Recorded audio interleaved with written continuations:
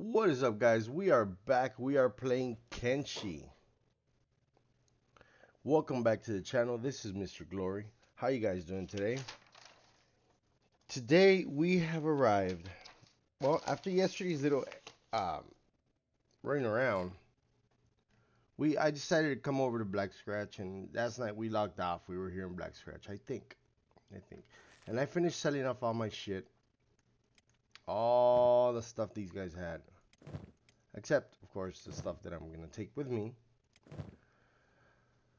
Actually, I didn't sell everything, I guess. Straight. And I found all these books. Okay, I found this vendor sells all these books, all these blueprints. Pretty much, I've gone through most of these blueprints, I think all of them. And I've already bought what I wanted to buy. The only thing, I don't know if I should buy this crab stuff. This crab helmet, crab armor. That's the only one I don't have. Oh, Assassin's Grags. Everything else, I have it already. Alright. So, I don't know what I was saying. I guess I was looking through these things here. Noble's trousers. I'm not really too interested in any other shit here. Cloth shirt. I already bought that. Pacifier, guidance to a troublemaker. What's this? Legend of the Headless Ancient. I kind of wanted to just read through these things because this is lore. This is all the lore. Well, I don't know if it's all the lore in the game, but it's a lot of the lore in the game. And maps. But I already had them in maps. I bought a few. Oh, treasure map. Okay. You know what? Let me go look through them again because I guess these things change every day. So, oh yeah, Titans. Okay. Yesterday when I did this, I bought all the ones that were new, but yeah, I mean, I guess there's more. Um, I don't know. I don't know if I should buy all these books and then just like make like a lore video, or I just make this a lore video. Hmm. Hmm. But then I would have to write down all the books I have, so I won't buy like more than one of them. Because I would hate to write to like get more than one of them the same, you know. So let me look around. Let me see. Let me check what books I have. Write them down, and then I come back. All right. And maybe we'll buy just a whole slew of these things and make like a lore. The next video will be like reading lore. Although I suck at reading, you know, over this thing, but we'll give it a shot. All right. I'll be right back. You know what? I decided I'm just gonna go ahead and read it off of here, and we're gonna make this our lore video. All right. So let's start with the ones I haven't bought yet. Okay, the Lost Agents. Distinct changes in architecture and tech levels suggest multiple eras and downfalls throughout history. At the very last, we can see evidence of two ages before our own. We have structure X's, which are certainly scattered, and structure Y's, scattered north of the floodlands area. Comparing the two eras, X were considerably more advanced and established than Y, with a markedly larger network and more advanced industry. The unnatural scattering of construction indicates a highly destructive man-made or natural disaster as a possible reason for downfall. The significant change in elaborateness of ruins shows a heavy divide within castes. Y, on the other hand, seems to share some of the same technologies but shows to be a far more ramshackle and inferior version of X. civil civiliz, oh, civilization X was far more long-lived than Y. Perhaps Y came into being as a more inferior imitation of X frantically trying to rebuild their lost empire. Theorist Sabina maintains that the surviving skeleton race we see today lived as the dominant inhabitants of X. However, this does not explain why the skeletons would not have been able to rebuild their civilization based on their advanced knowledge. Either way, based on the tech found in the labs of Civilization X, skeletons definitely existed within the structure. Whether they were merely a creation of X or the sole inhabitants of X, we still do not know. Only further surveying will tell. Finch. Okay. Cleaning up the dregs. How to fix the poor problem in the outer cities. A United States news flyer which criticizes the leniency of poverty laws in the empire. These are the United Weeklies. Let me see. We're gonna sell this one back. Okay. Cultural groupings and evolution. Do our present cultures have links to the ancients? Yet we've not yet found any evidence of a separate ancient race to our own, which indicates that our current races, as we know them, possibly all originate from the few survivors of one master race. This would mean that the ancients were some form of human, Shek, or Hyver, although with such considerable differences in appearance, natural evolution involvement feels hard to swallow. But evolution aside, who created whom? The skeletons or the ancient master race? So far, we've not found any tech that would be capable of organic creation, but many of the ruins indicate a strong skeleton presence. Even so, arts and miscellaneous remains suggest the coexistence of both within the ancient kingdom, and without a doubt, I would bet my life that we are the surviving descendants of them. Finch. Sculpture of radiance. Scripture. I said sculpture. Scripture radiance. Holy scripture written by the Holy Lord Phoenix the First. In our darkest moments came the brightest light, the Phoenix. Okran had sent us his champion, one that would restore our faith and banish the shadow. Phoenix came from the everlasting scattered flame, the promise that men would once more live free. He saved us from both shackles and bestiality, and united as one with the holy bindings. One by one, the dark ones were now slain by the blade of our restored faith. When Narco's minions were subdued and Narco himself banished deep under the earth. Ta-da-da! The Guiding Light 4. Give me a second, guys. Let me see. Okay. Guiding Light 4. The fourth in a series of Holy Nation educational handbooks. The Horned Devil, man or monster. The Horned Devil was created human, as brother of the Orkanite, but the Horned Devil possessed a sinful mind. It subjected Orkan's light in its heart in favor of Narco's temptations. And so the Horned Devil's skin devolved, dark and gray, no different to a rotting corpse, its purity and all its light drained of the body. It sprouted the horns of a wild beast, and it resisted the word of Okran with the savagery of a monster.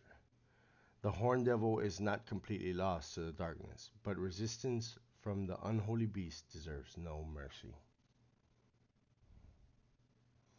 We're going to read Mass Extinction 1 and then we'll read Mass Extinction 2, alright? Yeah, okay.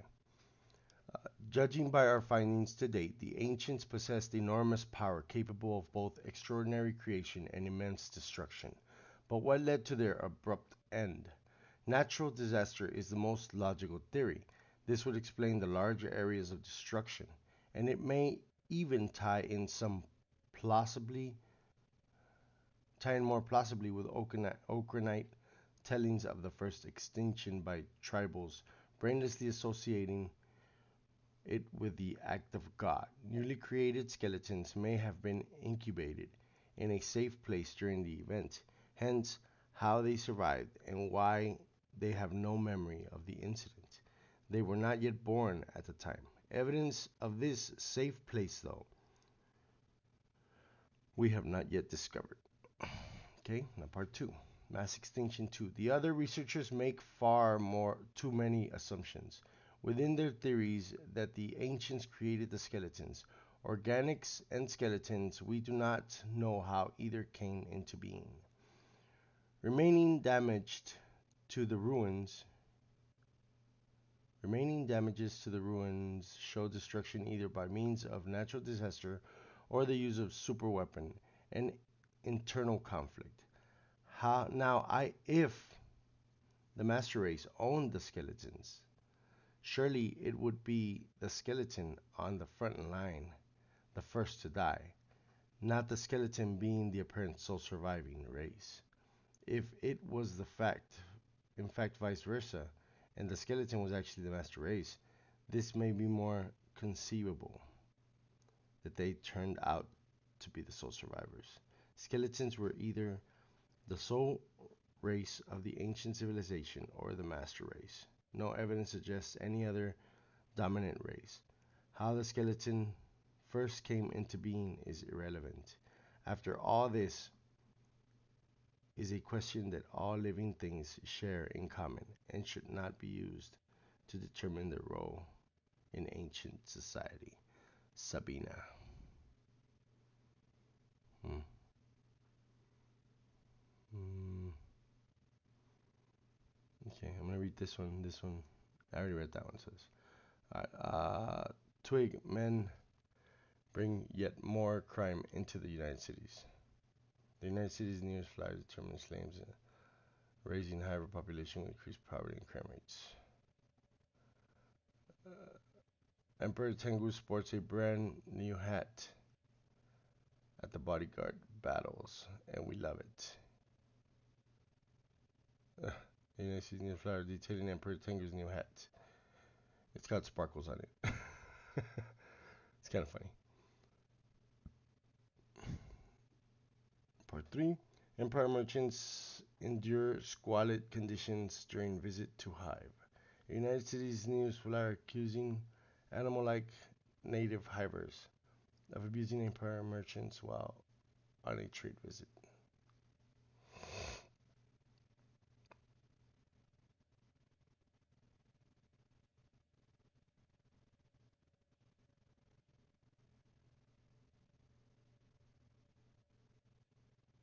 Did I read this one? Okay. Cultural groupings and evolution, part 1. And there's 2 books. I guess that's what the little thing there is. Okay. How did our current cultures come into being, and is there relation to the ancients? Evidence suggests the existence of lesser tribes which may have survived the mass extinction due to different genetic makeup to the ancients. However, whether their existence coincides with the timeline of them, we cannot confirm. And what about the differing characteristics between our present races? Environmental evolution is a likely cause of or rather drastic changes in appearance to one another, or even mutations from the industrial remains of the ancients. We share the same main features to suggest we share the same roots, at least. As for the ancient master race, given the advanced level of technology used by them, it is a very real possibility that they were not from our lands, but in fact an alien race of settlers in search of new natural resources. Our then primitive ancestors would have been powerless to repel the invaders from their homelands, but instead lived at a natural distance from them. Whether alien or simply a whole new life from formed to us, the level of brain power they possessed was something beyond our own physical means. Para bing, para boom. Mm, the Mystery of Skeletek 2. I don't think there's another one here. That one. Did I buy it? No, I did not. Okay. The memory loss of the skeletons is perhaps as perplexing as their very survival. With that, a large portion of salvaged skeleton remains show suicide to be the cause of death. But what was the reasoning behind the tragic mass suicide? The skeletons are logical thinkers. It makes sense that once they have carried out their life's purpose, there is no need for them to live on. An existential crisis, if you will. Now, for the purpose of the skeleton, to destroy their enemy, the ancient civilization, whether they infiltrated ancient society with a mission, succumbed to their own madness, or simply rebelled and triumphed against their masters in a civil war. Their job was plain and simple: destruction. Idad. Scripture of Radiance 1.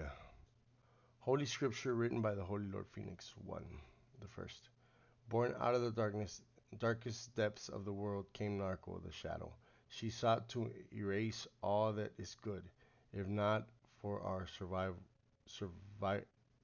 savior, Okran. Both battled for millennia in the skies until light overcame dark. Narco was restrained, absorbed into the Lord Okran's being. But alas, Narco the deceiver defeat was not the end. While both fought their war in the skies, split in two once again. Narco's spawn were ravaging our world, created out of hate and malice against mankind. Her dark agents were hurled. Okay. The Cannibal Plains.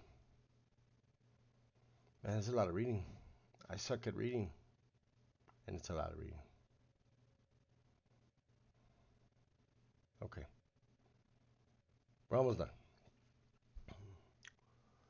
The Cannibal Plains. De-evolution of men. Surveys show that the painted cannibal tribe's existence dates back thousands of years. Whether they existed during and after the northern ancient labs' downfall, we cannot yet confirm. Prehistoric and undeveloped tribes existing in the land as of such advanced science is clearly backwards. Are the inhabitants of the Cannibal Plains devolving? Without knowing whether there was an overlap in the existence of the two civilizations, we could assume that the cannibals are in fact direct descendants of the ancient inhabitants.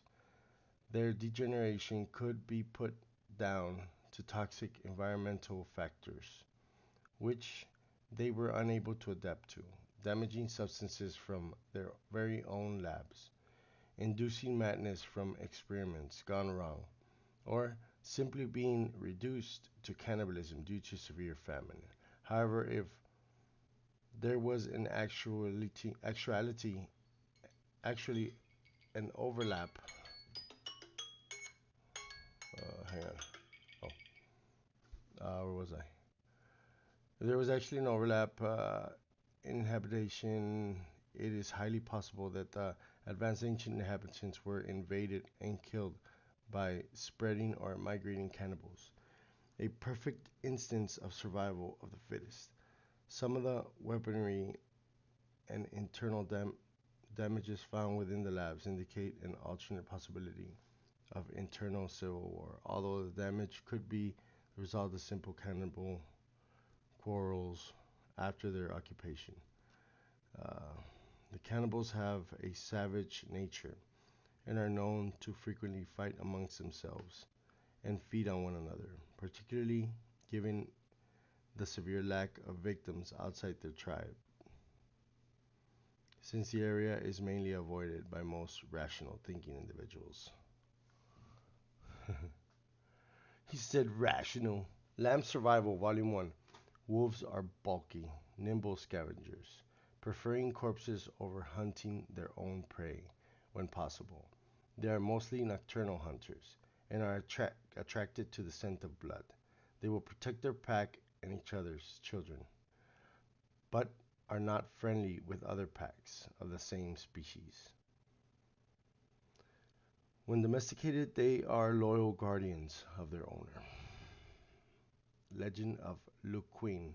Luquin was a farmer's son born into the outer edges of Khatun. At the young age of 14, Luquin's parents' business hit misfortune and they were quickly thrown into poverty. Homeless in Empire society, they were treated as an unwanted burden and hastily sold into slavery. Beaten, starved, and worked to exhaustion after a year in the mines, the hardship finally took its toll on Laquin's father.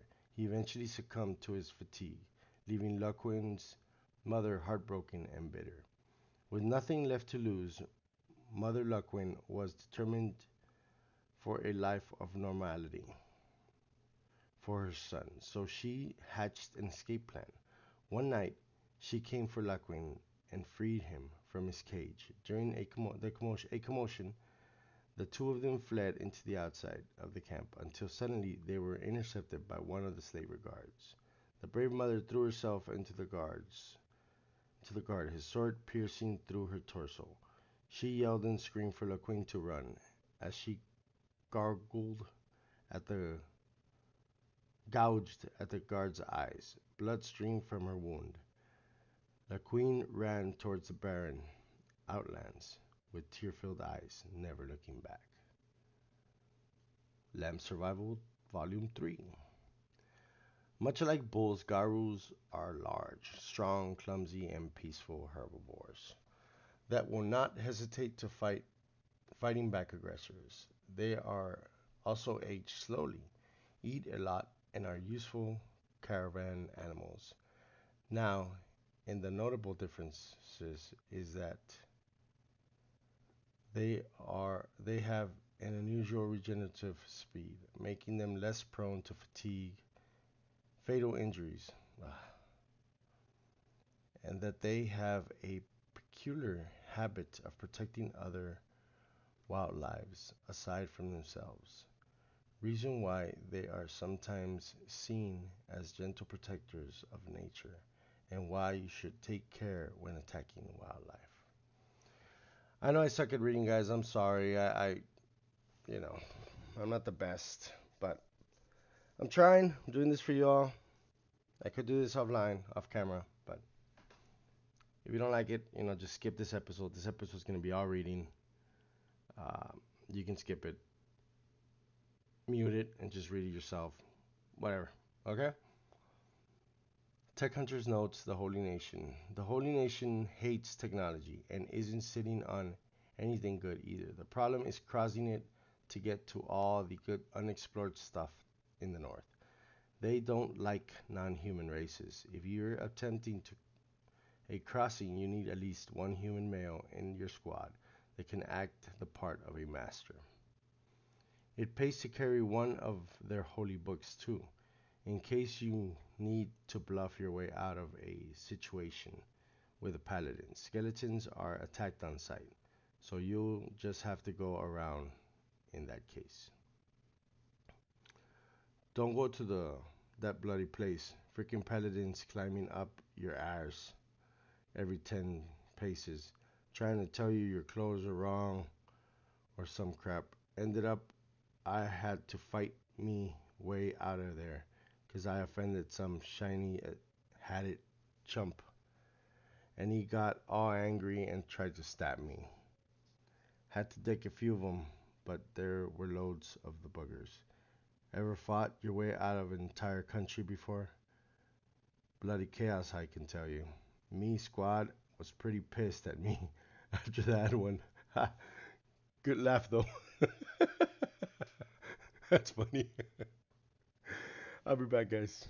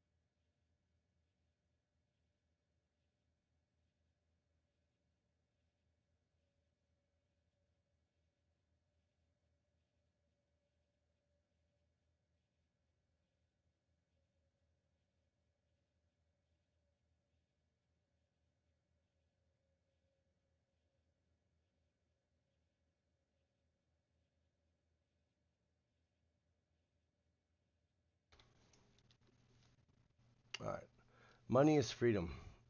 It was the nomad chief, Arnuk Geran, who once said, "Money is forgotten when you have loved and good health."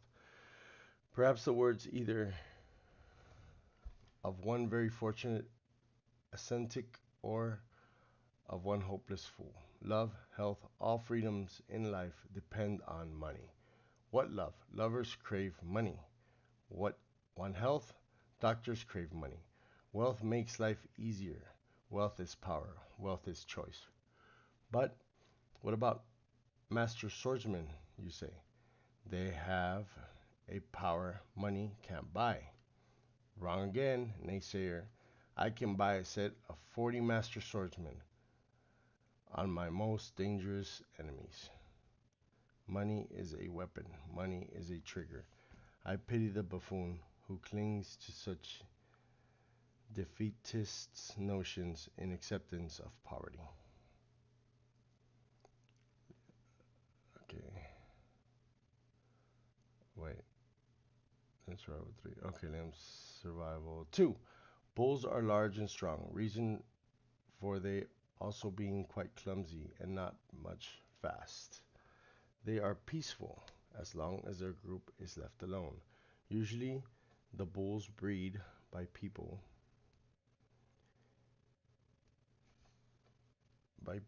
is of a different species than its wild variant. In comparison, they have slightly smaller and have their horns cut. Regardless, the species tamed bull's strength makes for great help carrying cargo around the desert and are scary company. Note, thought that because they have long to mature and eat so much, having them around is expensive and takes long to pay off. Hmm. Black Desert. The Black Desert isn't hospitable for anything other than skeletons. Organics should cover themselves with boots and long coats.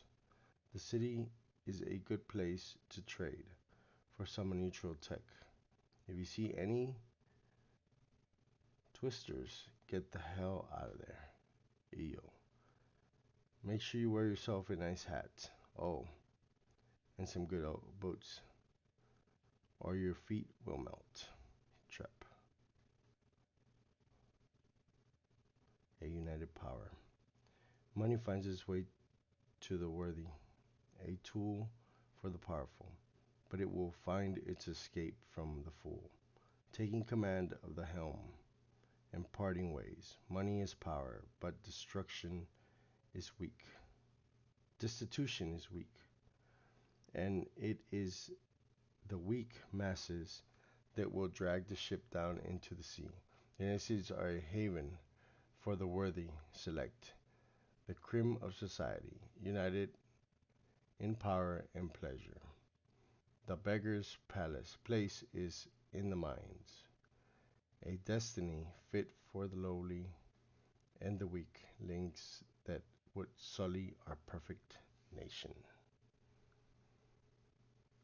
Kral's Last Stand, Part 3. A tattered old book on the Czech hero Kral's last moments. The fierce warrior Kral took to the hills. It was an ambush. 100 swords surrounded him, but he stood fearless, waiting. He took the first unrelenting strike, and the front two fell. They charged from behind, the side, the front, but he dodged, sliced, hurled. The sword quivered and shook, and the blood of Kral's enemies ran the hills red. A stab in the back, and the sword closed in. Kral's assassin flung to his doom. A stab to the gut, and the sword closed in. Kral's swarmers cleaved from their feet. The sword closed in, and Kral was dealt 100 cuts. Passed to the other side, to Gateway, where he lives, an eternal hero. Yeah, okay. The Ashlands.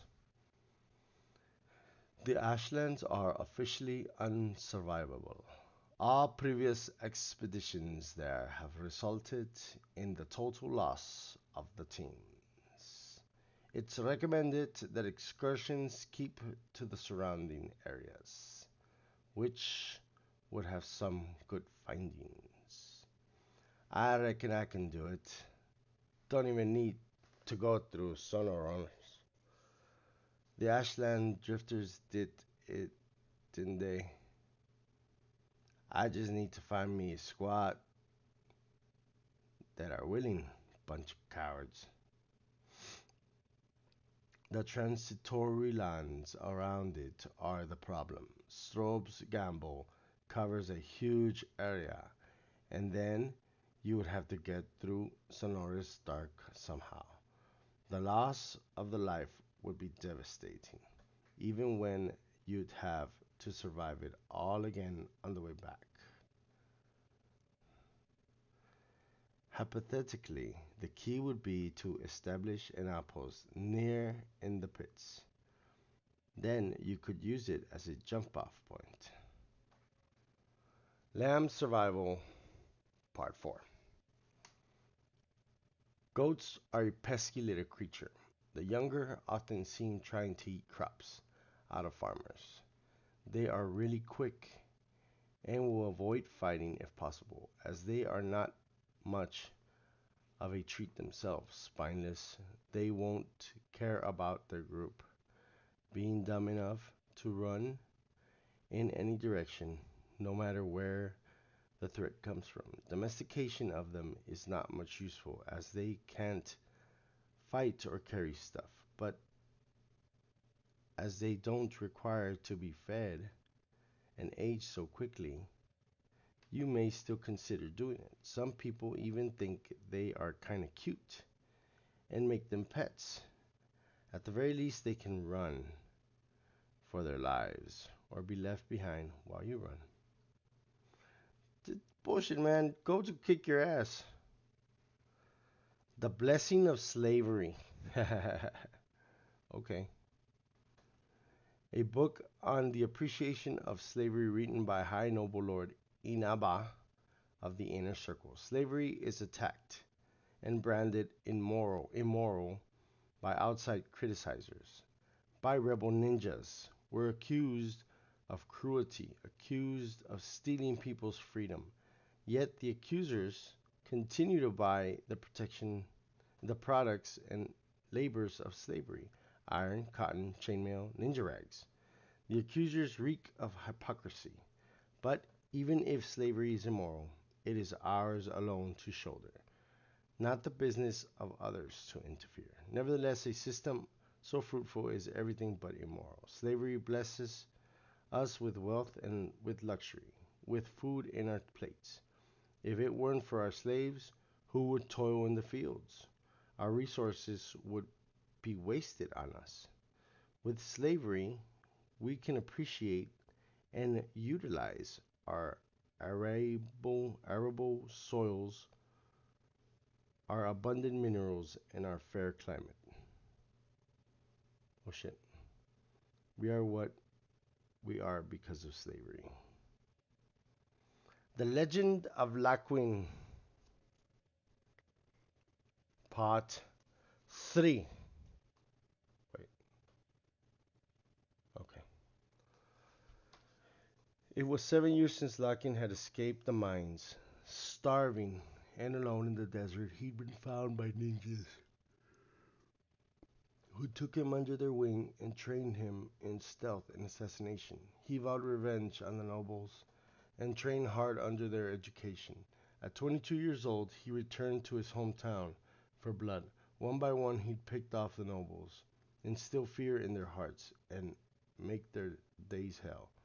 His first victim was Lord Kurosaga, one of the Emperor Tengu's inner circle of high nobles.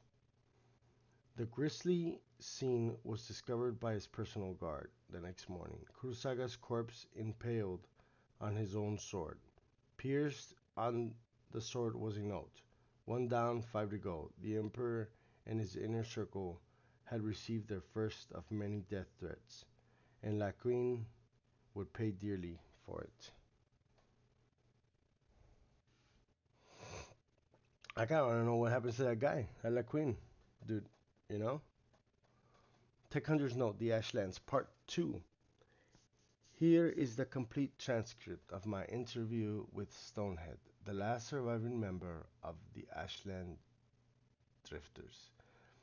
He's hard to understand and tends to wander off topic, but there is surely some priceless information in there somewhere about how to reach the Ashlands.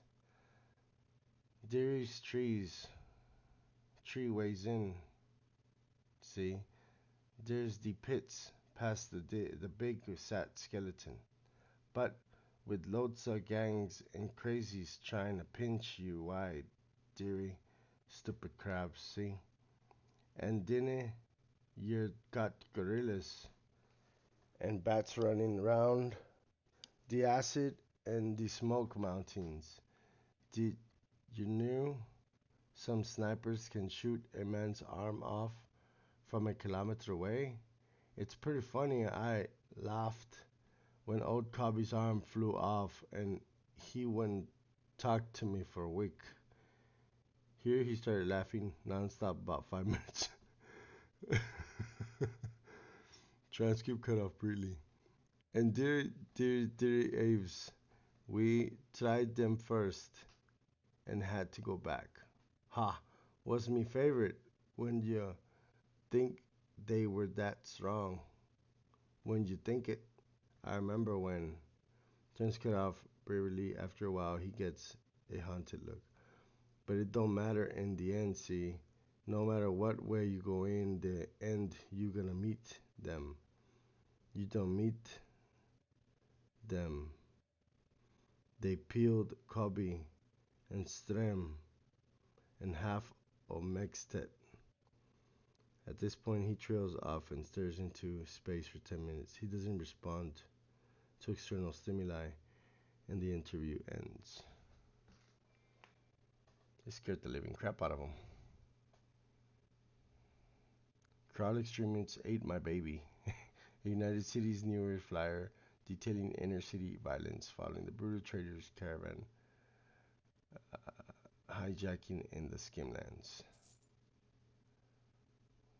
Okanite theories in relation to findings, part 1. The Okanite groups, although rather eccentric, are some of the oldest legible texts salvaged to this day and may offer a useful insight into the history of the ancients. The most notable point of their teachings is that the enemy, the demon Narco, and her skeletons was Narco in fact the leader of the skeletons, and Orkran, an ancient human who managed to save the few remaining survivors from destruction in a battle between, damn it, the two sides.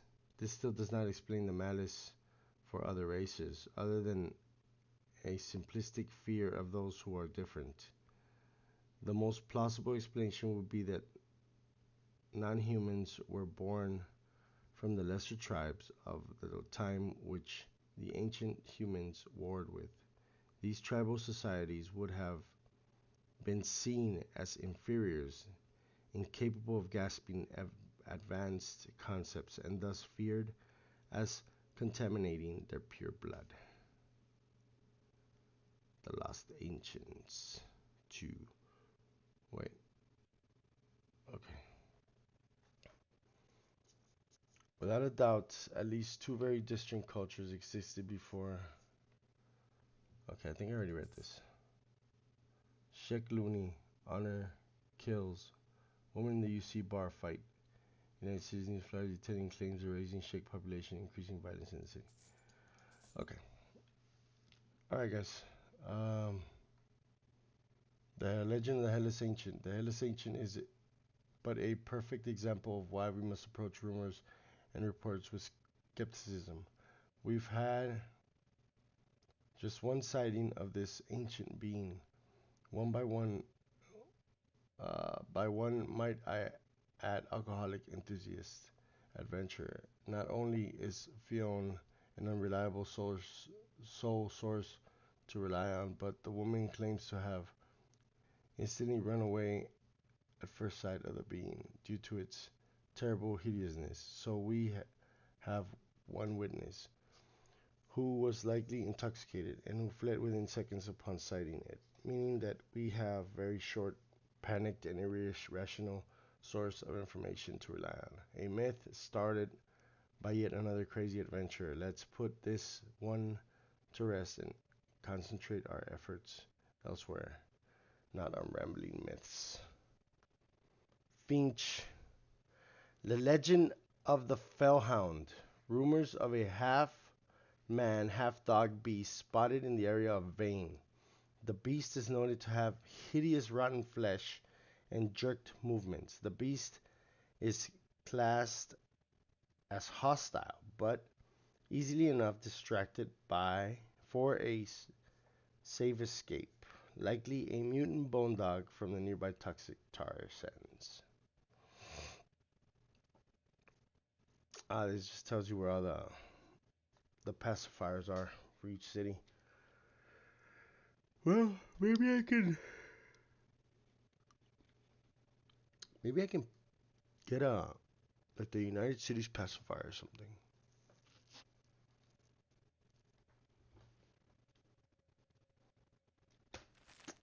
Whatever. Anyways, I think we're done here. I think it's time to go. Actually, it is time to go, but it's time for me to end this episode. Alright, guys. Thank you for watching. I hope you enjoyed that. I know my reading sucks, and I'm sorry. But, you know, I wanted to read a little bit of that because I know very little lore about Kenshi myself. I've never read any of the books. Like, never actually sat down and read the books. I've seen like one video on it, and it didn't really make too much sense.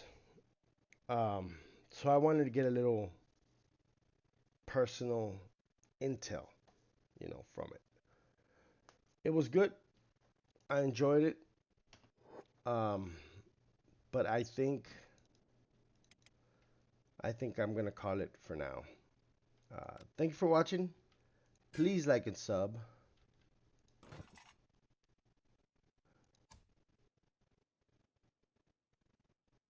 Should I make more?